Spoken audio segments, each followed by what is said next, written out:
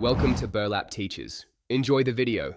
You start by confirming the current Xbox Cloud gaming profile you're signed into and gathering the Fortnite account credentials you want to switch to. Once done, close the Fortnite session in the cloud or sign out of the app to ensure no cached link remains.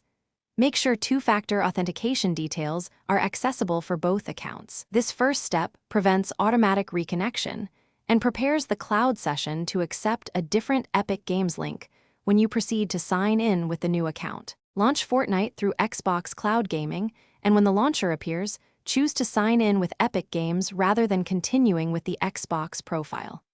You do this because Fortnite ties progression to an Epic account, not the Xbox account in the cloud. Enter the new Epic email and password, then complete two-factor authentication if required.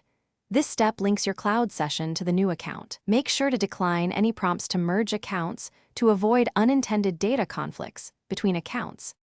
Once signed in, verify the account by checking your in-game name, locker skins, or V-Bucks balance. These confirm the new Epic account is active.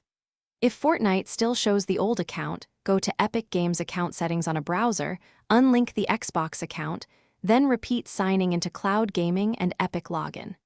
If problems persist, clear browser cookies or the cloud app cache, restart the session, and sign in again. This usually resolves lingering link or caching issues quickly. Thanks for watching. Consider subscribing if this video helped you.